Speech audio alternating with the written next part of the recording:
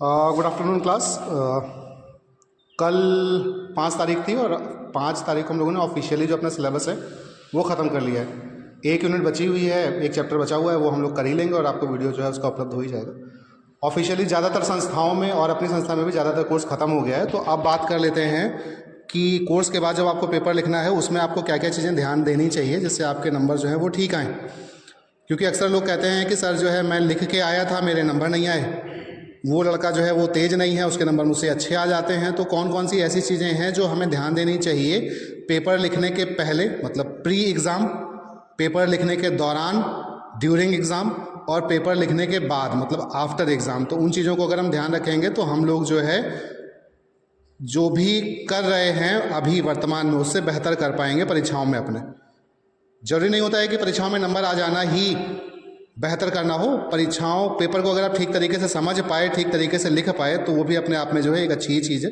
क्योंकि आप अगर प्रोसेस को फॉलो करते रहेंगे तो रिजल्ट आपको धीरे धीरे मिलने लगेंगे। अगर आप प्रोसेस ही गलत फॉलो कर रहे हैं तो आपको रिजल्ट जो है नहीं मिलेंगे, और अगर मिल रहे हैं तो तुक्के से मिलेंगे, और तुक्का जो है हमेशा सही नहीं हो सकता। तो आपको प्रोसेस पे ट्रस्ट करना होगा, प्रोसेस को फॉलो करना होगा। तो वही प्रोसेस है जो मुझे विगत कई सालों के अनुभव के दौरान कॉपी जाँचने का हो, चाहे जो है अपने पेपर लिखने का हो, उन सब चीज़ों को लेकर के जो मुझे अनुभव मिले हैं उन अनुभवों को मैंने एक जगह पे लिखने की कोशिश की है। वो बातें ही आपसे साझा कर रहा हूँ कि वो चीज़ें अगर आप फॉलो करोगे और धीरे धीरे लगातार फॉलो करते रहोगे तो आपको रिजल्ट जो है वो मिलने लगेंगे।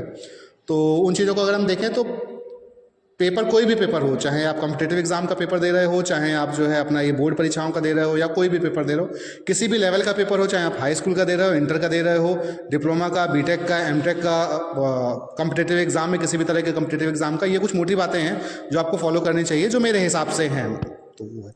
तो सबसे पहली चीज़ जो मैंने यहाँ पे लिखी हुई है वो मैं अगर इधर से बताऊँ तुम्हें तो सिलेबस लिखा हुआ है। मतलब हर एग्ज़ाम का, हर पेपर का एक सिलेबस होता है, उस सिलेबस को आपको फॉलो करना होता है। किताब में क्या लिखा है क्या नहीं लिखा है ये इंपॉर्टेंट नहीं है, इंपॉर्टेंट ये है कि सिलेबस में क्या पूछा गया है। किताब में जो है राइटर अपने हिसाब से लिखता है, राइटर को जो आता है वो लिखता है, जो नहीं आता है वो कम लिखता है या थोड़ा लिखता है, लेकिन सिलेबस में हर चीज़ जो है पॉइंट वाइज लिखी होती है। तो आपको हमेशा किसी भी एग्जाम के लिए जो है अपने सिलेबस को फॉलो करना होगा। पहली चीज़ तो ये हो जाती है कि आपका सिलेबस ही आपकी गीता है। मतलब सिलेबस जो है वही इंपॉर्टेंट है, किताब इंपॉर्टेंट नहीं है, टीचर जो पढ़ा रहा है वो इंपॉर्टेंट नहीं है, सिलेबस जो लिखा हुआ है वो इंपॉर्टेंट है। क्योंकि पेपर में जो है मास्टर ने क्या पढ़ाया है वो इंपॉर्टेंट नहीं है, उससे सवाल नहीं पूछा जाएगा। किताब में क्या लिखा हुआ उससे सवाल नहीं पूछा जाएगा, पेपर में आपके सिलेबस से सवाल पूछा जाएगा। तो पहली चीज़ हो जाती है कि सिलेबस आपको जो है वो पता होना चाहिए कि सिलेबस में क्या क्या है, कौन कौन से टॉपिक्स हैं, और वो टॉपिक मुझे आते हैं कि नहीं आते हैं। तो अगली बात यही लिखी हुई है कि at least 4 correct lines for each topic in the syllabus. मतलब आपके सिलेबस में जो कुछ भी टॉपिक लिखे हुए हैं आपको हर टॉपिक की कम से कम हर टॉपिक में कम से कम 2 से 4 लाइनें सही सही पता होनी चाहिए। क्योंकि क्या होता है कि जब आप कोई भी क्वेश्चन अटेम्प्ट करते हैं तो जैसे इंटरव्यू, मैंने आपको एक बार बताया था एक वीडियो में कि इंटरव्यू जो है आप गवर्न कर सकते हैं। इंटरव्यू जो है साइकोलॉजी का खेल है, आप अपने हिसाब से इंटरव्यू चलवा सकते हैं।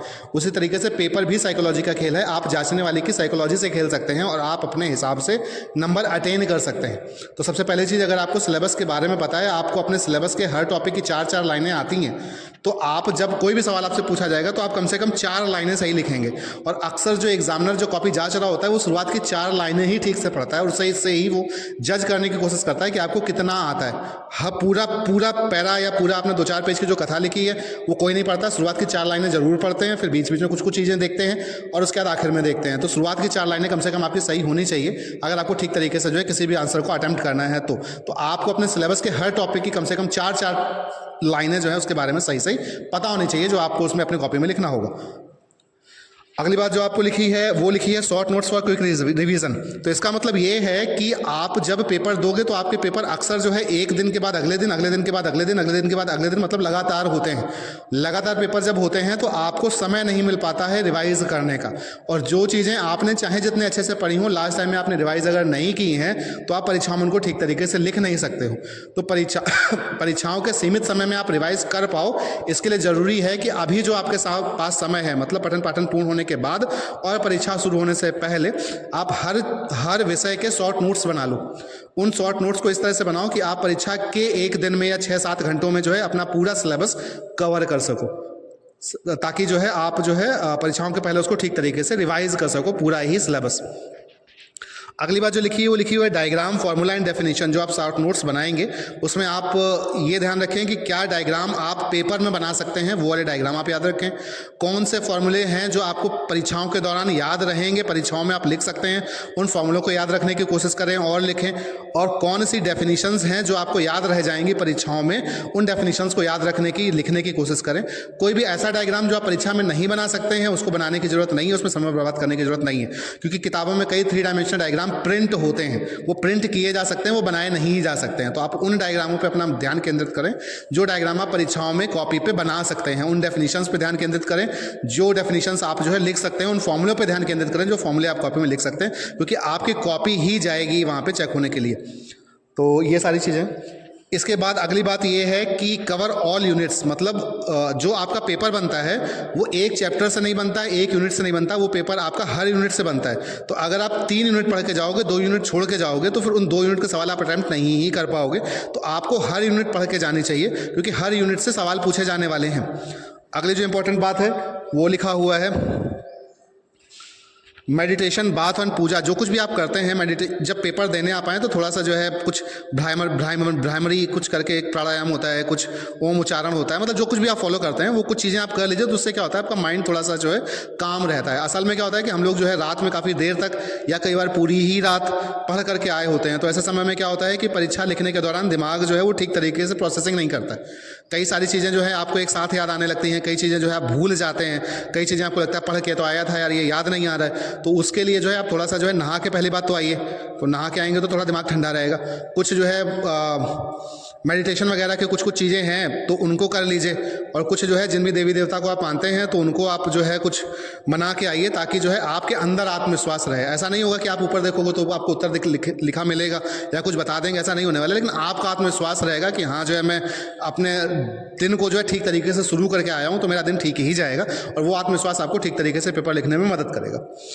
अगली बात जो लिखी हुई है, अच्छा ये जो सारी ही बातें मैंने कही हैं यहाँ तक कि ये प्री एग्ज़ाम की बातें हैं, मतलब परीक्षा के स्टार्ट होने के पहले की बातें हैं। एक चीज़ और इम्पॉर्टेंट है कि आप लोग ये जरूर ध्यान रख लीजिए कि लास्ट टाइम में आपको कोई दिक्कत ना आए, मतलब आपका प्रवेश पत्र, आपका पेन, आपका पेंसिल, रिफिल वगैरह सारी चीज़ें चेक कर लीजिए, ताकि लास्ट में कुछ ऐसा ना हो जाए जिससे आपका पेपर प्रभावित हो। क्योंकि आप देखो, अगर आप जो है खूब तैयारी करके जो है पेपर देने आ रहे हो और मैं गेट पर ही खड़ा होकर के आपके एक तमाचा मार दूँ, तो आप जो है पेपर ठीक तरीके से नहीं कर पाओगे, सब कुछ आने के बावजूद भी।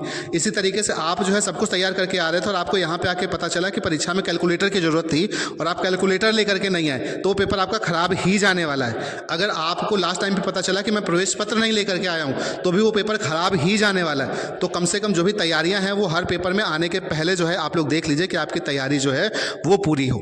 इसके बाद अब बात करते हैं, ये जो सारी बातें हैं ये हैं प्री एग्ज़ाम। प्री मतलब ये परीक्षा के पहले आप लोगों को चीज़ें करनी होंगी, जो सारी चीज़ें बताई। अब जो बातें मैं बताने जा रहा हूँ वो चीज़ें हैं जो पेपर देते समय आपको ध्यान देनी है, परीक्षा के दौरान जो है आपको ध्यान देनी है। इसको अगर मैं ऊपर बढ़ा पाऊँ, ये कैसे, हाँ गया कुछ, हाँ शायद यहाँ से ही है, ठीक है। तो सबसे पहली बात लिखी हुई है कि स्कैन पेपर फर्स्ट। जब आपको पेपर मिलता है तो सबसे पहले आप उस पेपर को 2 से 3 बार पढ़ लीजिए। पेपर मिलते ही कॉपी में लिखना मत शुरू कीजिए। जब आपको पेपर जब तक नहीं मिला है, जब तक केवल आपको कॉपी मिली है, तो उस समय पे आप कॉपी का पहला पेज, जो कि सबसे इंपॉर्टेंट पेज है, उस पेज को ठीक तरीके से भरिए। उसमें रोल नंबर, उसमें जो बबल्स भरने हैं, जो भी सारी चीज़ें करनी है उसको ठीक तरीके से करिए, क्योंकि अगर आपकी कॉपी का पहला पेज गलत भर गया है तो इस बात की बहुत संभावना है कि वो आपकी कॉपी चेक ही ना हो। तो ये चीज़ सबसे ज़्यादा इंपॉर्टेंट है कि जब तक आपको पेपर नहीं मिल रहा है, कम से कम तब तक आप अपनी कॉपी का पहला पेज बार बार देखते रहिए, उसको जो है ठीक तरीके से जो क्रॉस चेक करते रहिए, कुछ ऐसा गलत ना हो जाए कि मेरी कॉपी चेक ही ना हो पाए। तो वो आपको करना है जब आपको कॉपी मिल जाए और पेपर ना मिले। जब आपको पेपर मिल जाता है तो सबसे पहले आपको अपने पेपर को 2-3 बार पढ़ना है। 2-3 बार पढ़ के आपको क्या करना है, उसको स्कैन करना है, और स्कैन करने के बाद 2 चीज़ें आपको देखनी है। पहली चीज़ कि आप क्वेश्चन पेपर में किसी भी तरह की कोई भी मार्किंग नहीं करेंगे सिवाय रोल नंबर के। ये चीज़ मैंने यहाँ पे लिखी हुई है, absolutely no marking on question paper. Question paper में किसी भी तरह की कोई मार्किंग नहीं होगी, क्योंकि दिक्कत कहाँ आती है, आप क्वेश्चन पेपर में कुछ टिक मार्क लगा के बैठ जाते हैं और फ्लाइंग वाले आते हैं, फिर वो कहते हैं कि आपने जो है इसमें क्वेश्चन पेपर मार्क किया है, आपको खड़ा करते हैं, आपको परेशान करते हैं, तो आपकी कंसंट्रेशन जाती है, आपका समय जाता है उसमें। तो ऐसी चीज़ें ना हो, तो उसके लिए आप क्वेश्चन पेपर में किसी भी तरह की कोई मार्किंग नहीं करेंगे। जो भी आपको रफ करना है आप अपनी कॉपी के लास्ट वाले पेज पे करेंगे, तो इससे जो है आपका बीच में आपको डिस्टर्बेंस नहीं होगा। अगली जो इम्पोर्टेंट बात है, ठीक है, हाँ, जब आप पेपर स्कैन करेंगे, ये मैंने लिखा हुआ है स्कैन पेपर फर्स्ट, जब आप स्कैन कर रहे होंगे पेपर, तो आपको दो चीज़ें देखनी है। पहली चीज़ ये देखनी है कि मुझे कौन कौन से सवाल आते हैं। मैं बार बार कह रहा हूँ कि ये चीज़ जो है आपको क्वेश्चन पेपर में मार्क नहीं करनी है, चीज़ आपको अपनी कॉपी में रफ में मार्क कर सकते हैं। कौन कौन से ऐसे सवाल हैं जो आपको ठीक से आते हैं, कौन कौन से ऐसे सवाल हैं जो आपको कम ठीक से आते हैं, और कौन कौन से ऐसे सवाल हैं जो आपको नहीं आते हैं। तो सबसे पहले आपको अपनी कॉपी में उन सवालों को करना होगा जो आपको ठीक से आते हैं, क्योंकि जब आप उन सवालों को करेंगे जो आपको ठीक से आते हैं तो एग्जामिनर पे उसका अच्छा इंप्रेशन पड़ता है, एग्जामिनर को लगता है कि लड़का ठीक है। और उन सवालों को जब आप कर रहे होंगे जो आपको ठीक से आते हैं, तो उनमें आप जो है डेफिनीशन, फॉर्मूलों में डब्बा बना दीजिए, कुछ डायग्राम वगैरह बना दीजिए। इस तरीके से पॉइंट वाइज आंसर लिखेंगे ताकि एग्जामिनर का उसमें समय ना बर्बाद हो और आपको जो कुछ भी आता है वो आप गागर में सागर जैसा भर सकें, ताकि एग्जामिनर को ये समझ आए कि नहीं लड़का ठीक है। इसके आगे के जब आप उन सवालों को कर रहे होंगे जो आपको कम आते हैं, जो आपको नहीं आते हैं, तो इस साइकोलॉजी का आपको फ़ायदा मिलेगा, इस इंप्रेशन का आपको फ़ायदा मिलेगा जो एग्जामिनर के मन में आपके प्रति बन गई है कि ये लड़का ठीक है।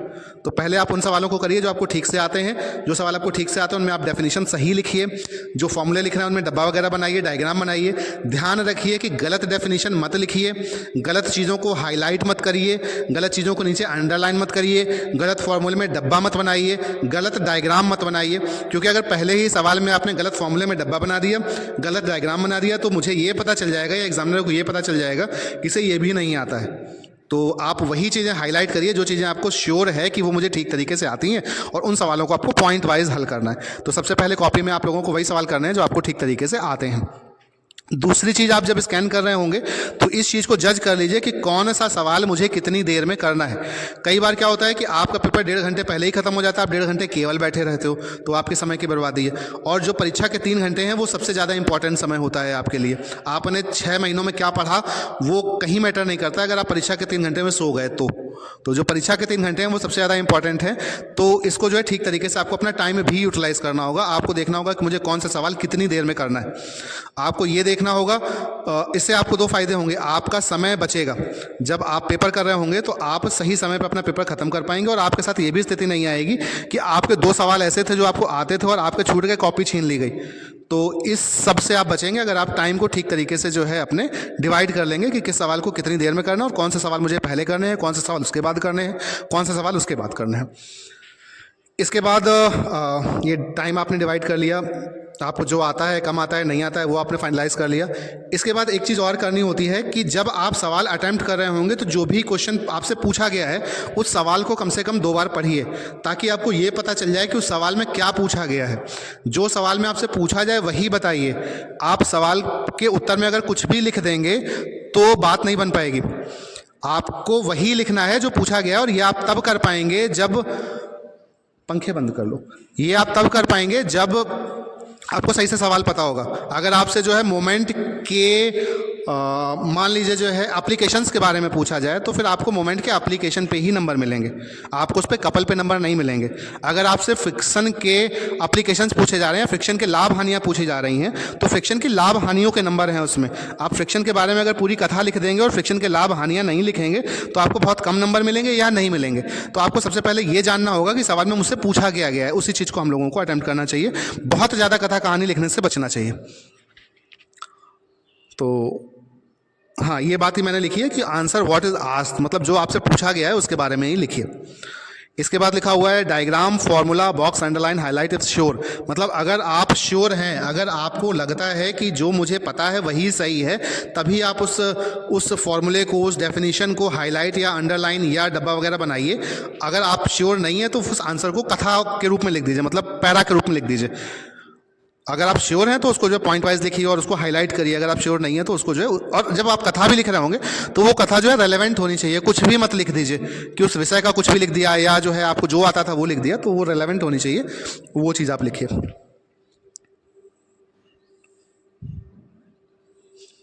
इसके बाद ये लिखा हुआ है, हाँ, point wise answer if you know the answer. अगर आपको आंसर पता है तो पॉइंट वाइज लिखिए, अगर आपको थोड़े से कम पता है तो भी पॉइंट वाइज लिखने की कोशिश कीजिए। अगर आपको आंसर बिल्कुल नहीं पता है तो फिर उसको पैरा के फॉर्म में लिखिए, ताकि जो है वो आप एग्जामिनर को बेवकूफ़ बनाने की कोशिश कर सकें। एग्जामिनर हालांकि बेवकूफ़ नहीं होते हैं। और दूसरी बात, लोगों को अगर ये लगता है कि आपकी कॉपी नहीं पढ़ी जाती है तो ये आप भ्रम में हैं। आपकी कॉपी पढ़ी जाती है, आपकी कॉपी पढ़ के ही चेक की जाती है। बहुत ही मतलब अगर 100 एग्जामिनर कॉपी जांच रहे होंगे तो इक्का दुक्का ऐसा हो सकता है बाई चांस कि आपकी कॉपी ना पढ़ें। बाकी हर एग्जामिनर आपकी कॉपी पढ़ के ही चेक करता है। तो अपने मन से ये भ्रम निकाल दीजिए कि मैं कुछ भी लिखूंगा मुझे नंबर मिल जाएंगे, या मैं कुछ भी कथा कहानी लिखाऊंगा जाके तो मुझे नंबर मिल जाएंगे। ऐसा नहीं होता है। इसके बाद डायग्राम वगैरह की मैंने आपसे बात कर ली है। Point wise answer, if you know the answer बात कर ली है। रेलेवेंट कथा, if you don't know the answer, मतलब वही बात मैंने कही कि अगर आपको आंसर नहीं पता है तो रेलेवेंट बातें लिखिए, इररिलेवेंट बातें मत लिखिए। अगली बात है don't write the irrelevant thing. मतलब इसका क्या है कि कई बार लोग क्या करते हैं, उसमें लिखना शुरू कर देते हैं कि सर जो है मेरी माताजी बीमार रही हैं तो मैं पढ़ नहीं पाया, या मेरी शादी नहीं हो पा रही है तो सर पास कर दीजिए ताकि मेरी शादी हो जाए। तो ये सारी चीज़ें उसमें मत लिखिए, इसका कोई नंबर नहीं होता है, इसमें नंबर नहीं मिलते हैं। दूसरी बात, इसमें एक चीज़ और इम्पॉर्टेंट है कि आप अपना किसी भी कॉपी में कहीं पर भी फ़ोन नंबर मत लिखिए। अगर आपकी कॉपी में कहीं पे भी फ़ोन नंबर मिलता है तो आपके नंबर जो है शून्य कर दिए जाते हैं, चाहे आपके भले ही 50 में 50 नंबर आ रहे हों। तो आप अपनी कॉपी में कहीं पर भी फ़ोन नंबर नहीं लिखेंगे और कहीं पर भी कोई इररिलेवेंट बातें, कोई इमोशनल मैसेज इस तरह का नहीं लिखेंगे। एक और इम्पॉर्टेंट बात, कुछ बच्चे जो है कॉपियों में मैंने देखा है कि कभी कभी पैसे लगाने की कोशिश करते हैं, तो पैसे भी मत लगाइए। कॉपियाँ आपकी जो है ऑनलाइन चेक होती हैं, वो पैसे जो है सब आपके जो है जहाँ पहुँचने चाहिए वहाँ नहीं पहुँच पाते हैं, उसके पहले ही निकल जाते हैं। तो वो सब चीज़ों से बचिए। आप जो आता है उस पर अपना ट्रस्ट कीजिए और इस चीज़ को फॉलो कीजिए। सॉरी, हाँ, अगली बात आपकी लिखिए no phone number, no emotional message, no रुपया पैसा। तो ये चीज़ आप लोग फॉलो करिए। और इसके बाद एक चीज़ और है, ये सारी ही बातें जो मैंने आपको बताई हैं ये ड्यूरिंग द एग्ज़ाम आपको ध्यान रखनी है। अब आफ्टर एग्ज़ाम आपको क्या ध्यान रखना है कि कोई भी पेपर चाहे जैसा जाए, चाहे जितना अच्छा जाए, चाहे एवरेज जाए, चाहे जितना ख़राब जाए, उसको आधे घंटे से ज़्यादा का समय उसके बाद मत दीजिए। क्योंकि आप जो है कई बार क्या होता है कि कोई पेपर ख़राब हो गया तो फिर आप आगे के पेपर ख़राब कर देते हैं। कोई पेपर बहुत अच्छा हो गया तो भी आप आगे के पेपर ख़राब कर देते हैं। तो आप समय बांध दीजिए कि मुझे क्वेश्चन पेपर को क्रॉस चेक करना है, मैं आधे घंटे में उसको क्रॉस चेक कर लूँगा। क्योंकि आप कुछ चेंज नहीं कर सकते। आपका पेपर चाहे जितना खराब हो गया हो, आप उसमें फेल हो रहे हो, शून्य नंबर आ रहे हो तो भी आपके शून्य के 1 नहीं हो पाएंगे। आपके 50 में से 50 आ रहे हो तो भी 50 में से 49 नहीं होंगे। तो आप अगला पेपर अपना जो है डिस्टर्ब ना करें उस पेपर की वजह से।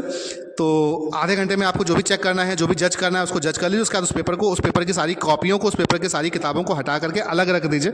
उन पेपरों की कॉपी सामने रखिए जो अब कल आने वाला पेपर है, जो अगला पेपर है। पुराने पेपर की वजह से आगे की चीज़ें जो है वो ख़राब नहीं होनी चाहिए।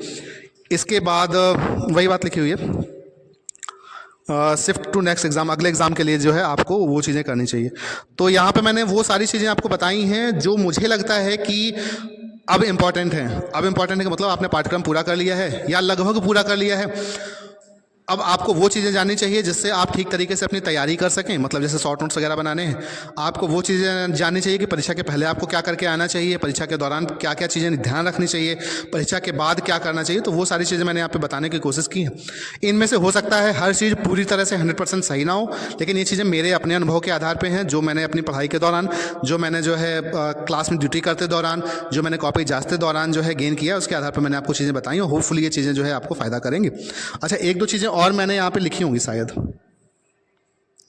नहीं लिखी हैं, चलो हैं, हाँ ये लिखी तो है, हाँ ये लिखा हुआ है do it professionally not emotionally. मतलब जो बात मैं तुमसे कह रहा था कि पेपर आपका ख़राब हो, अच्छा हो, चाहे जैसा हो, अगले पेपर के प्रति जैसे प्रोफेशन जो कहते हैं ना कि पेपर दर पेपर आते रहेंगे। तो अगर आप किसी पेपर में फंस गए तो फिर आप आगे के सारे प्रोसेस को ही बाधित कर देंगे। तो आप जैसे प्रोफेशनल लोग होते हैं जिनका काम होता है, उसी तरह से आप इस पेपर को लीजिए कि पेपर के पहले मेहनत करनी है, पेपर करने के बाद मेहनत नहीं करनी है। तो उस चीज़ को करिए, do it professionally not personally, not emotionally.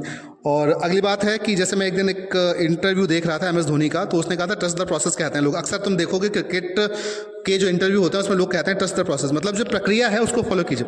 ये चीज़ें मैंने आपको बताई हैं, हो सकता है आप फॉलो करें और आपके कुछ पेपर जो है ठीक ना भी हो। इसका मतलब ये नहीं है कि प्रक्रिया गड़बड़ है। इस प्रक्रिया को आप फॉलो करते रहेंगे, समय के साथ साथ आपको रिजल्ट दिखने लगेंगे। आप बेहतर तरीके से परीक्षा दे पाएंगे, आप बेहतर तरीके से परीक्षा में परफॉर्म कर पाएंगे। परीक्षा में नंबर लाना एक इंटायरली डिफरेंट थिंग होती है, परीक्षा में आपको क्या आता है उससे। तो ये अलग बात है कि आपको कितना आता है और आपके कितने परीक्षा में नंबर आएंगे। परीक्षा में नंबर लाने के लिए आपको इनमें से कुछ चीज़ों को फॉलो करना होगा और कुछ ठीक तरीके से अपना प्रेजेंटेशन रखना होगा। तो वो सारी चीज़ें हैं। तो यहाँ पे जो मैंने लिखा हुआ है ट्रस्ट द प्रोसेस, जो सही प्रक्रिया है उसको अगर आप फॉलो करते रहेंगे तो आपके रिजल्ट ऑटोमेटिकली ठीक आने लगेंगे। अगर आप रिजल्ट ओरिएंटेड रहेंगे कि मुझे 50 में से 50 नंबर लाने हैं और आप जो है प्रोसेस को ठीक तरीके से फॉलो नहीं करेंगे तो आपके रिजल्ट जो है वो तुक्का से सही आ सकता है, कभी कभी सही आ सकता है, लगातार सही नहीं आएगा। लगातार सही आने के लिए आपको अपने जो है प्रक्रिया, अपनी जो प्रोसेस है उसको ठीक करना होगा, उस प्रोसेस पर आपको यकीन करना होगा। सबसे पहले आप उस प्रोसेस को बनाइए, फिर उस प्रोसेस पे जो है डेवलप कीजिए। जो मैंने बातें बताई, हो सकता है आपको कुछ पसंद आए, कुछ ना पसंद आए, तो आपको जो पसंद बातें आ रही हैं अपने हिसाब से उनको आप लिस्ट डाउन कर लीजिए, उसके हिसाब से काम कीजिए। आपके अपने अनुभव होंगे, उसके हिसाब से आप कुछ चीज़ें जोड़ सकते हैं, कुछ चीज़ें घटा सकते हैं, लेकिन एक कम से कम प्रोसेस आप बना लीजिए। उसके बाद अगली बात, हाँ ये एक इम्पॉर्टेंट बात है कि ये जो वीडियो बन रहा है ये हमारा चैनल जो हम लोगों ने बनाया था अभी करीब 1.5 महीने पहले, तो ये उसका 100वां वीडियो है, मतलब ये 100th वीडियो है। अब इसके बाद क्या होगा कि इसमें कोई लॉन्ग वीडियो बन नहीं पाएगा। लॉन्ग वीडियो फिलहाल इसलिए नहीं बन पाएगा क्योंकि जो हमारी टीम में लोग थे, मिस्टर नीलेश रॉय और ये निखिला साहू, तो ये लोग फाइनल ईयर में हैं। अब इनको परीक्षाओं की तैयारी करनी है और परीक्षाओं की तैयारी करने के बाद जो है ये लोग दूसरी जगहों पे होंगे, कुछ किसी कंपनी में होंगे या कुछ और कर रहे होंगे, तो ये लोग यहाँ पे नहीं होंगे। तो लॉन्ग वीडियो रिकॉर्ड करने के लिए मुझे कुछ लोगों की ज़रूरत होती है। शॉर्ट वीडियो बनते रहेंगे, जो रील बन रही है वो मैं खुद ही बना लेता हूँ, तो मुझे उसमें ज़रूरत नहीं है। लेकिन जो लॉन्ग वीडियो हैं, जो क्लास के लेक्चर्स हैं, वो रिकॉर्ड करने के लिए मुझे कुछ लोगों की ज़रूरत होती है। तो मुझे एक टीम चाहिए होगी जिसमें कम से कम 2 लोग हो जिनको थोड़ी बहुत वीडियो एडिटिंग आती हो। अगर नहीं आती है तो कम से कम उन्हें सीखने का जज्बा हो।